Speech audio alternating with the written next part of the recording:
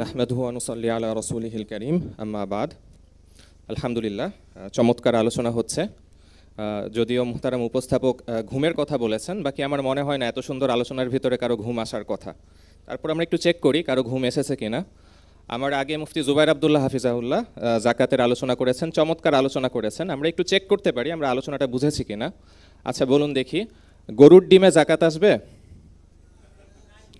কোনো ইখতিলাফ আছে আইম্মাদের? আচ্ছা, এর মানে আমরা তাহলে বুঝেছি, আমাদের তাহলে ঘুম আসে নাই, আলহামদুলিল্লাহ। তাহলে আমরা আলোচনা শুরু করতে পারি। আমাদের এই সেশনে আলোচনা হবে জাকাতযোগ্য সম্পদ থেকে ঋণ বিয়োগ করা। আমাদের আগের যে সেশন হয়েছে এখানে আমরা দেখেছি যে অনেক ধরনের সম্পদে জাকাত আসে, তো প্রচুর জাকাত এখন স্তূপ হয়ে গিয়েছে। সাধারণত যোগ্য মানুষ একত্র করেন আর অযোগ্য মানুষ ওইখান থেকে দূর করে দেন, কমিয়ে দেন। ধ্বংস করা অনেক সহজ, তো আমি মূলত এসেছি আপনাদের সহজার্থে জাকাত কিছু কমিয়ে দেওয়ার জন্য। তাহলে অনেক উপকার হলো, আপনাদের জাকাত কমে গেল, তাই না? এরকম না।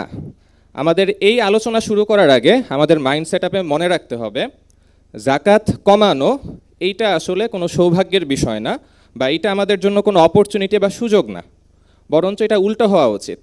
যেমন আমরা অনেক সময় অনেক প্রশ্ন দেখি যে আমরা যখন সফর করি, মুসাফির হই, তখন আমরা কসর আদায় করি, 2 রাকাত ফরজ আদায় করি 4 রাকাতের স্থলে। এইখানে মানুষ সবসময় প্রশ্ন করেন যে সুন্নত নফল পড়তে হবে কিনা। মানে মানুষ বেশি পড়তে চান। কেন বেশি পড়তে চায়? কারণ সে মনে করে সালাত যত বেশি আদায় করব তত আমার বেশি লাভ হবে। কিন্তু জাকাতের ক্ষেত্রে কেমন যেন আমাদের মানসিকতা একটু বিপরীত হয়ে যায়। আমরা চেষ্টা করি সবসময় কমাতে। আমরা যদি বিশ্বাস করি যে সালাত একটি ফরজ বিধান, একই রকমভাবে জাকাতও একটি ফরজ বিধান, তাহলে এটি কমাতে চাওয়া এই দিকে উৎসাহ থাকা উচিত না। উৎসাহ থাকা উচিত এই দিকে কসরের মতো, যে মুফতি সাহেবকে জিজ্ঞেস করা যে আমার ঋণ আছে, আমি মাইনাস করতে চাচ্ছি না, এইটা আমার জন্য বৈধ হবে কিনা। কিন্তু আজ পর্যন্ত এই প্রশ্ন আমরা কোনোদিনও পাইনি। আশা করছি আজকের এই আয়োজনের পর থেকে আমরা আপনাদের কাছ থেকে এই ধরনের প্রশ্ন পাবো ইনশাআল্লাহ। একেবারে সংক্ষেপে আমার পরিচয় দিয়ে দিচ্ছি। আমার নাম হচ্ছে আবু বকর সিদ্দিক নাবিল। আমি আইএফএ কনসালটেন্সিতে গবেষক এবং কর্পোরেট শরিয়া কনসালটেন্ট হিসেবে কাজ করছি। আচ্ছা, জাকাতযোগ্য সম্পদ থেকে ঋণ বাদ দেওয়া, এই আলোচনাটা কেন প্রয়োজন? ছোট্ট একটা সেশন হলেও এই আলোচনাটা অত্যন্ত গুরুত্বপূর্ণ। কেন গুরুত্বপূর্ণ? একটু আগে আমরা দেখেছি সব ধরনের সম্পদে জাকাত আসে না। কি কি সম্পদে জাকাত আসে? স্বর্ণ, রূপা, নগদ টাকা, ব্যবসায়িক সম্পদ। যেমন ফিক্সড অ্যাসেট, যেগুলো বিক্রির জন্য না, এইখানে জাকাত আসে না। কারো যদি একটা বিশাল ফ্যাক্টরি থাকে 1000 কোটি টাকার, যেখানে তার বিল্ডিং, মেশিন ইত্যাদির মূল্যই আছে 800 কোটি টাকা, তাহলে কি তাকে ওই 800 কোটি টাকার অংশের উপরে জাকাত দিতে হবে? হবে না। এটা কিন্তু আমরা একটু আগেই জেনেছি। আবার আমরা জানি জাকাতযোগ্য সম্পদ থেকে ঋণকে বিয়োগ দিতে হয়। এই এতটুকু তথ্য যদি আমরা সীমাবদ্ধ থাকি তাহলে এখান থেকে একটা কনফিউশন হতে পারে, আপনাদের না হলেও আমার হতো। আমি যেটা কল্পনা করতাম সেটা হচ্ছে মার্সিডিজ বেঞ্জ অথবা বিএমডাব্লিউ অথবা অডি গাড়ি দিয়ে বিশাল বড় বড় ফ্যাক্টরির মালিকরা আসছেন এবং ফ্যাক্টরির কর্মচারীদের কাছ থেকে তারা জাকাত গ্রহণ করছেন। উল্টো মনে হচ্ছে আপনাদের কাছে? বাস্তবে কিন্তু বিষয়টা এরকমই হওয়ার কথা ছিল। কারণ বর্তমান সময়ে যারা বিভিন্ন শিল্প কারখানা প্রতিষ্ঠা করেন তারা সাধারণত ব্যাংক লোন নিয়ে এইসব কারখানা প্রতিষ্ঠা করে থাকেন এবং তাদের উপরে শত শত কোটি টাকার ঋণ থাকে। এখন জাকাতযোগ্য সম্পদ যদি ফিক্সড অ্যাসেট না হয়, অর্থাৎ সামান্য শুধুমাত্র কাঁচামাল হয়, একটা বিশাল ফ্যাক্টরিতে কাঁচামাল কতটুকুই থাকবে? সর্বোচ্চ 50 কোটি টাকা, 100 কোটি টাকা, 200 কোটি টাকা, এর বেশি তো না। কিন্তু সেই ব্যক্তির ঋণ আছে হয়তো 1000 কোটি টাকা। তাহলে কি হবে? আমরা যদি সম্পূর্ণ ঋণটা মাইনাস করে দেই তাহলে এই যে মালিক, উনি বিএমডাব্লিউ গাড়ি দিয়ে তার অধীনস্থ যেই কর্মচারী, যিনি হয়তো মাত্র 30,000 টাকা বেতন পান, বছর শেষে তার কাছে 1 লক্ষ টাকার সেভিংস আছে, তার কাছে গিয়ে হাত চাইতে পারবেন যে আমার 1000 কোটি টাকা ঋণ আছে, আমি অত্যন্ত অসহায়, আমাকে কিছু টাকা জাকাত দেন। এই কনফিউশনটা যেন না হয়, এজন্যই আমাদের পরের আলোচনাটা অত্যন্ত মনোযোগ দিয়ে শুনতে হবে। 1 নম্বর বিষয় যে ঋণ বাদ দেওয়া যাবে কি যাবে না, এই বিষয়ে আমাদের মনে রাখতে হবে সালাফে সালিহিন থেকে আমরা 2 ধরনের মতই দেখতে পাই। অর্থাৎ কোনো সালাফ, কোনো মাযহাবে এই মতও আছে যে জাকাতযোগ্য সম্পদ থেকে কোনো ধরনের ঋণ মাইনাস করা যাবে না। বিশেষ করে শাফিঈ মাযহাবের মুফতাবিহি কওল হচ্ছে এটাই যে আপনার কাছে যত ধরনের সম্পদ আছে সব সম্পদের জাকাত দিতে হবে, আপনার উপরে যেই ঋণ আছে সেগুলো কোনো অংশই মাইনাস করা যাবে না। তবে সালাফের জুমহুর বা সংখ্যাগরিষ্ঠ ওলামা একরাম বা সংখ্যাগরিষ্ঠ মাযহাব বা সালাফ তারা মনে করেন যে জাকাতযোগ্য সম্পদ থেকে ঋণ মাইনাস করা যাবে। এটি হচ্ছে মৌলিক পয়েন্ট। দ্বিতীয় যেই মৌলিক পয়েন্ট আমাদের মনে রাখতে হবে সেটি হচ্ছে সব ক্ষেত্রে আমরা ঋণ মাইনাস করতে পারবো কি পারবো না। যেমন স্বর্ণরূপার জাকাত আছে, নগদ ক্যাশের জাকাত আছে, ব্যবসায়িক সম্পদের জাকাত আছে, কিছুক্ষণ পর আরেকটি সেশনে আমরা ফসলের জাকাতের আলোচনা করব। তো এখানে মনে রাখতে হবে যে স্বর্ণরূপা, নগদ ক্যাশ এবং ব্যবসায়িক সম্পদ এই 4 শ্রেণীর জাকাত থেকে আমরা যেই ঋণ আছে সেটাকে মাইনাস করতে পারবো, কিন্তু ফসলের জাকাতের ক্ষেত্রে ঋণ মাইনাস করা যাবে না। অর্থাৎ আমি যখন ফসলের জাকাত হিসেব করছি তখন সেখানে আমার কতটুকু ঋণ আছে সেটি আমি কোনোভাবেই হিসাব করব না, বরঞ্চ যতটুকু আমার জাকাত এসেছে বা যতটুকু সম্পদ আছে তার একটি অংশ আমাকে দিয়ে দিতে হবে। তাহলে আমরা 2 নম্বর মৌলিক পয়েন্ট পেলাম যে ফসলের জাকাতের ক্ষেত্রে ঋণ মাইনাস হয় না, বাকি ক্ষেত্রে মাইনাস হয়। এখন পরবর্তী প্রশ্ন তাহলে থাকবে যে আমরা সমস্ত ঋণ বাদ দিতে পারবো কি পারবো না। যেমন একটু আগেই আমরা বলেছি আমাদের বর্তমান শিল্পপতিদের অনেক ঋণ থাকে, অতএব তারা কি সব ধরনের ঋণ বাদ দিতে পারবেন? এই প্রশ্নটির জবাব জানতে হলে আমাদেরকে পরের স্লাইডে ঋণের ধরন সম্পর্কে জানতে হবে। আমাদের যত ধরনের সম্পদ আছে এবং সম্পদের পাশাপাশি যে ঋণ আছে এই ঋণগুলোকে আমরা মৌলিকভাবে 2টা পয়েন্টে ভাগ করতে পারি, যেটা আমরা স্ক্রিনে দেখছি। কিছু ঋণ আছে যেটা আমরা সাধারণত ব্যক্তিগত পর্যায়ে বা পার্সোনাল পর্যায়ে নিয়ে থাকি, এইটাকে আমরা ব্যক্তিগত ঋণ অভিহিত করতে পারি। যেমন উদাহরণস্বরূপ আমার এই মুহূর্তে হঠাৎ করে হাসপাতালে যাওয়ার প্রয়োজন হয়েছে, প্রচুর চিকিৎসা খরচ বাবদ আমার টাকা দরকার, আমি কারো কাছ থেকে ঋণ নিলাম, এটা হচ্ছে ব্যক্তিগত ঋণ। অথবা আমার সন্তানের এই মাসে স্কুলের খরচ দিতে হবে, আমি এখনও স্যালারি পাইনি, অথবা বাড়ি ভাড়া দিতে হবে, এই বাবদ আমি কারো কাছ থেকে কোনো ঋণ গ্রহণ করলাম, এটি হচ্ছে ব্যক্তিগত ঋণ। একই রকমভাবে আমি আমার নিজের ব্যক্তিগত বসবাসের জন্য ফ্ল্যাট, এই ফ্ল্যাটের জন্য আমি ঋণ নিলাম, আমার একটি গাড়ি প্রয়োজন, এটির জন্য ঋণ নিলাম, যদি সেটি ব্যক্তিগত ব্যবহারের উদ্দেশ্য হয় এটিও ব্যক্তিগত ঋণ। পক্ষান্তরে আরও কিছু ঋণ আছে যেগুলো আমরা ব্যক্তিগত ব্যবহারের উদ্দেশ্যে নেই না, বরঞ্চ আমাদের ব্যবসায়িক উদ্দেশ্যে নিয়ে থাকি। সেটি হচ্ছে ব্যবসা প্রতিষ্ঠা করা, ব্যবসাকে বড় করা, সম্প্রসারণ করা ইত্যাদি নানা উদ্দেশ্যে। এক কথায় সর্বপ্রথম আমাদেরকে দেখতে হবে আমরা যদি জাকাতের ক্ষেত্রে ঋণের হিসাব করতে যাই তাহলে প্রথমত আমাদেরকে দেখতে হবে এই ঋণটি কি ব্যক্তিগত ঋণ নাকি ব্যবসায়িক ঋণ, কারণ দুইটির বিধান কিন্তু সম্পূর্ণ ভিন্ন। তো 1 নম্বরে আসি, যদি ঋণটি ব্যক্তিগত ঋণ হয় তাহলে সব ধরনের ঋণকে আমরা মাইনাস করব কিনা? না। ব্যক্তিগত ঋণের ক্ষেত্রে যেই সমস্ত ঋণ আমরা একান্ত প্রয়োজনে গ্রহণ করেছি এবং ঋণ ছাড়াও যেগুলো আমাদের প্রয়োজনীয় বকেয়া, যেমন বাসা ভাড়া এখনও বাকি আছে, ইলেকট্রিসিটি বিল বাকি আছে, এই ধরনের বকেয়া এবং প্রয়োজনীয় ঋণ সেইগুলোই কেবলমাত্র জাকাতযোগ্য সম্পদ থেকে মাইনাস করা যাবে। এখন প্রয়োজনীয় ঋণ দ্বারা কি উদ্দেশ্য?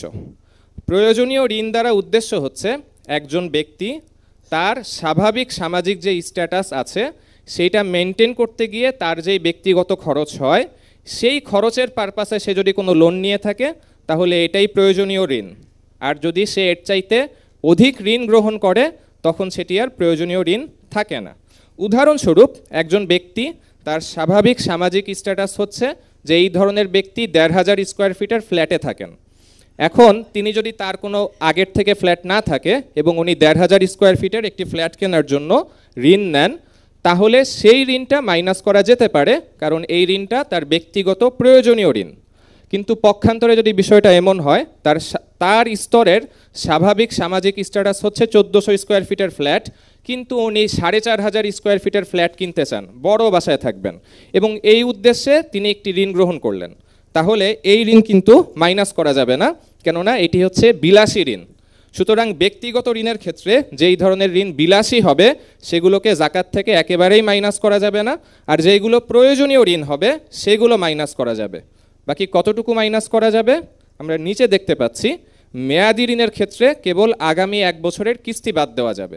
ঋণটা যদি এমন হয় যেটি মেয়াদহীন, যে কোনো সময় চাইলেই ফেরত দিয়ে দিতে হবে, তাহলে সম্পূর্ণ অংশই মাইনাস করতে পারবো। কিন্তু ঋণটি যদি এমন হয় যেটির একটি সুনির্দিষ্ট মেয়াদ আছে, সাধারণত আমরা যখন বাড়ি কিংবা গাড়ি বাবদ ঋণ নেই ওইটা একটা মেয়াদি ঋণ হয়ে থাকে, এই ক্ষেত্রে আমরা আগামী 1 বছরের ঋণই মাইনাস করতে পারবো, এর বেশি না। কিন্তু কোন ক্ষেত্রে? প্রয়োজনীয় হলে, বিলাসী ঋণের ক্ষেত্রে কিন্তু কোনো অংশই মাইনাস করা যাবে না। ব্যবসায়িক ঋণের ক্ষেত্রে যদি আমরা আসি, এখানেও একই রকমভাবে দুইটি ভাগ। আমাদেরকে দেখতে হবে যে যেই ঋণটি আমি গ্রহণ করেছি ব্যবসায়িক পারপাসে, এটি দিয়ে আমি কি করেছি। যদি এমন হয় যে এটির মাধ্যমে আমি জাকাত আসে না এমন কোনো অ্যাসেট ক্রয় করেছি, যেমন কোনো মেশিনারিজ ক্রয় করেছি, মেশিনারিজের উপরে জাকাত আসে না। অথবা ফিক্সড অ্যাসেট ক্রয় করেছি, যেমন কোম্পানির জন্য বিল্ডিং বানাবো অথবা একটা জমি কিনবো, সেটার জন্য আমি ঋণ নিয়েছি। যদি আমি ঋণ নিয়ে এই ধরনের কাজ করে থাকি, তাহলে বিলাসী ঋণের মতো একই রকমভাবে এইখানে জাকাতযোগ্য সম্পদ থেকে এই ঋণকে মাইনাস করা যাবে না। পক্ষান্তরে আমি যদি ঋণ নিয়ে এমন কোনো জিনিস অর্জন করে থাকি যেটার উপরে জাকাত আসে, যেমন আমি কাঁচামাল কিনলাম, একটি গার্মেন্টস ফ্যাক্টরি সে তুলা কেনার জন্য ঋণ নিল, তাহলে তুলার উপরে কিন্তু আলাদাভাবে জাকাত আসে, তাকে জাকাত দিতেই হবে। তাই এই ক্ষেত্রে সে তুলা ক্রয় বাবদ যে ঋণ গ্রহণ করেছে সেটা সে মাইনাস করতে পারবে। তবে এখানেও আগের মতো একই কথা, যদি ঋণটা মেয়াদহীন হয়, অর্থাৎ যে কোনো সময় দিয়ে দিতে হবে, তাহলে পুরাটা মাইনাস করা যাবে। আর পক্ষান্তরে ঋণটা যদি এমন হয় যেটার মেয়াদ আছে, তাহলে আগামী 1 বছর পর্যন্ত, অর্থাৎ তার পরবর্তী জাকাত বর্ষ পূর্ণ হওয়া পর্যন্ত যতটুকু কিস্তি তাকে আদায় করতে হবে কেবল ততটুকুই মাইনাস করা যাবে, এর বেশি মাইনাস করা যাবে না। স্রেফ একটি উদাহরণ দিয়ে শেষ করে দিচ্ছি এই পার্টটি। কেউ 1 কোটি টাকা ঋণ নিল তুলা কেনা বাবদ, কোন একটি গার্মেন্টস কোম্পানির মালিক। এখন আগামী 1 বছর তাকে 10 লাখ টাকা পরিশোধ করতে হবে এবং এইভাবে 10 বছরে 1 কোটি টাকা তিনি পরিশোধ করবেন। তাহলে এখন আজকে যদি তিনি জাকাতের হিসেব করেন, তাহলে উনি তার জাকাতযোগ্য সম্পদ থেকে কয় টাকা মাইনাস করতে পারবেন? 10 লাখ টাকা, কারণ আগামী 1 বছরে তিনি 10 লাখ টাকা পরিশোধ করছেন। পক্ষান্তরে তিনি যদি তার ফ্যাক্টরির একটি বিশাল মেশিন ক্রয়ের জন্য 40 কোটি টাকা ঋণ নিয়েছেন, যেই মেশিনটি তিনি বিক্রি করবেন না, ব্যবহার করবেন, এখন কি তিনি এই টাকাটি মাইনাস করতে পারবেন এখান থেকে 4 কোটি টাকা? পারবে না। ঠিক আছে, আমরা বোধহয় বুঝে গিয়েছি। তাহলে আমরা আরও কিছু উদাহরণ দেখি।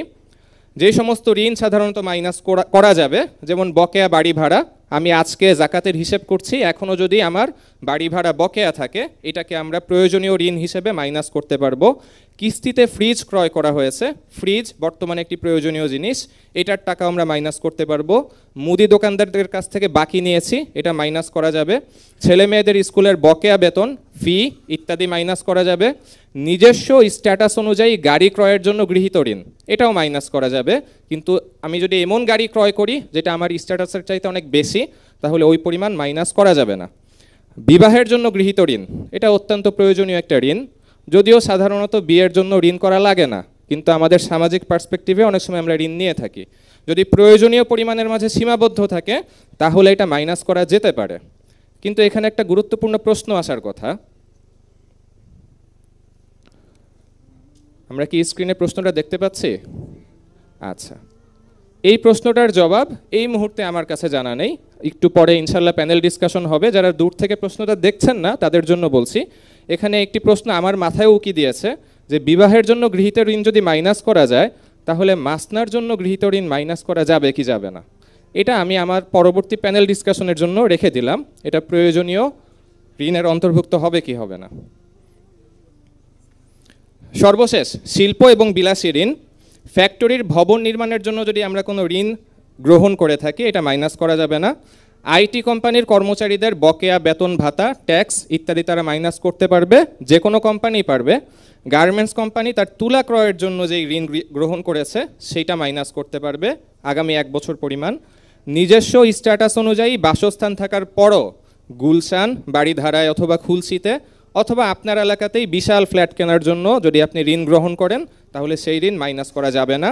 নিজস্ব স্ট্যাটাস অনুযায়ী গাড়ি থাকার পরও আরও দামি গাড়ি ক্রয়ের জন্য কেউ যদি ঋণ গ্রহণ করে, এটাও বিলাসী ঋণ হওয়ার কারণে মাইনাস করা যাবে না।